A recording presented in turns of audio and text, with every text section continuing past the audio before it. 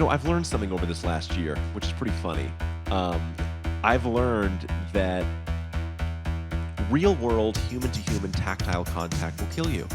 And that all human interaction, whether it be social, political, spiritual, sexual, or interpersonal, should be contained in the much more safe, much more real, interior digital space.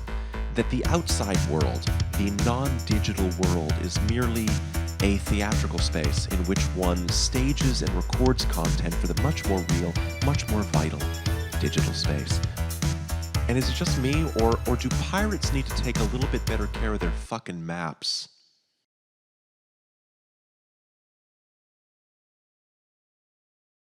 Before you watch this video, I must warn you, if you have not watched Inside for yourself already, then do it. Do not watch anything about the special, just watch it completely blind.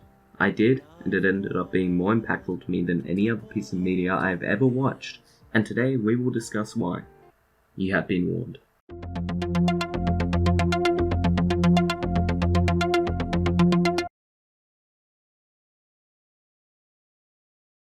Bo Burnham spent 1 year of his life to make this Netflix special, not just for us, but for himself, to keep himself occupied during the virus. I love that. I love that he spent 1 year writing, rewriting, filming and editing an entire film, and there was a chance we would have never gone even to see it. Bo released Inside sort of to re-enter into the world, as he himself said that he had been hiding for the past few years after experiencing severe panic attacks and quitting comedy. The hype leading up to the film was immeasurable, and it shows in this film that he never sort of truly left us. So many people prepared and excited to see what foul-mouthed, funny and relatable Mr. Burnham had for us this time, and I don't think anyone was prepared for what came next. A beautifully orchestrated symphony of music and realism and depression and happiness and everything you loved about Bo and everything you would grow to love. And we did. Even as I'm writing this, I find it hard to find words for what even describes this film, because it is so many things at once that to narrow it down to only one genre would be nearly impossible. I'm stuttering so much because it's even right now as I record this audio, I'm still thinking about I can't describe it. It's just amazing. And it would be impossible just to define it to one single genre. 1 minute it can be making a fun joke about feeling terrible. Tell us how you're feeling. Well, I feel like shit. Oh, shit. And the next minute explain that the previous song was all about how bad his mental health has deteriorated over the past year. It is a roller coaster of emotions that left me constantly thinking about it for weeks on end. I love it. One thing to mention is that Bo really did make it all himself, in his own house, and I just think the pure dedication that went into that is just monumental and really shows what he's capable of, and I really hope he chooses to continue in comedy after his break. Now that we've talked about all the cool stuff, let's talk about the sad stuff. No one should work on something alone for so long that they would make an entire Netflix special and album worth of songs. Near the end of the movie, it really starts to hit home how much Bo has grown from spending so much time alone working on Inside and the toll it's taken on his mental health. Hell, the last frame of Inside is literally telling you to go seek help if you're considering suicide. It can be terrifying. So to call Inside a comedy would almost seem an insult at times, because it is so much more than that. So much more. Quite a lot of Bo's songs in the new special are making fun of our world, trying to show us just how messed up the world really is through childish ways that can be interpreted in many ways as satire or comedy or commentary on the current state of the world. This is especially shown in the song How the World Works, where Bo talks with a sock puppet about systematic oppression and how the world is literally built with blood. The simple narrative taught in every history class is demonstrably false and pedagogically classist. Don't you know the world is built with But every time I watch these scenes, I can't help but laugh at these terrible real-world issues being told by a sock puppet who, when not on someone's hand, is basically Schrodinging his way through existence. The way Burnham can transform the simplest of tunes into a way of talking about the real world while simultaneously making it entertaining is absolutely beautiful. Yippee-yay, there'll be no There are a total of 20 songs in Inside, if you count Bezos 2 and Unpaid Intern, and every song is a masterpiece of storytelling and contains so much depth that in the 10 times I've watched the special, every time I come back with a new meaning for each song.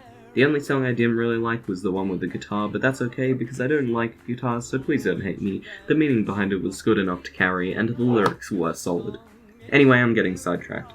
My favourite song from all of them would probably be Problematic, as it shows his contemplation and his acceptance of how he has changed as a person in the last few years, and that he can never really go back to his old style of comedy. I'm 600 words into this thing and I'm writing on my phone, so I should probably talk about Welcome to the Internet. It's the most popular song of the ones that have been released, with at the moment 8 million views on YouTube alone, and I think the reason why is that it makes fun of all the people that watch it on YouTube.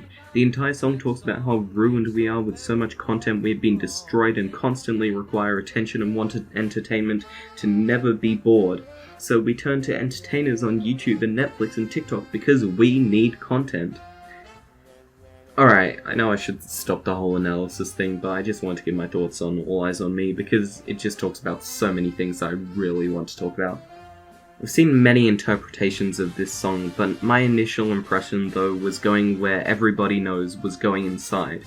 Everyone knows their own room/place of inhabitants. That's where we spend the majority of their time scrolling through their phones. He's addressing the people who still believe the world is salvageable in this song. I've always considered our current lifestyle as just a sedation until we reach the end. We do what we have to do to work and survive, then sit inside all day on the internet awaiting the inevitable end that has been predicted to be soon so many times. He references this in lyrics like, "You say the whole world's ending, honey it already did, and you're not gonna slow it, heaven knows you tried." Followed by the final, "Got it, good, now get inside." Oh, that rhymed. Oh no.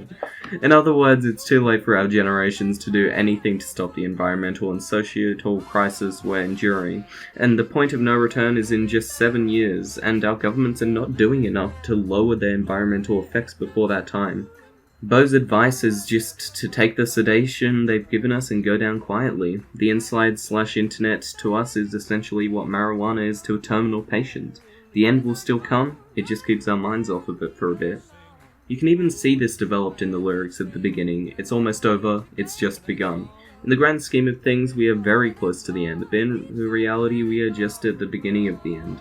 It wasn't until recently that all of these world issues became widely public knowledge, and the lyrics "come on in, the water's fine" in the beginning is still encouraging the person to give up on the world and retire to the safety of inside.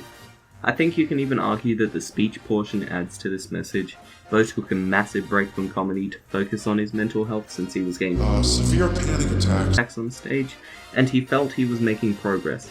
Just when he thinks he actually made a meaningful change to his life and can return to comedy, the pandemic happens. And I think the whole special is just a reflection on how much that mentally affected him, and he's comparing it to people who think they could meaningfully save the world. Their change may give them satisfaction, but it will not amount to much in the end.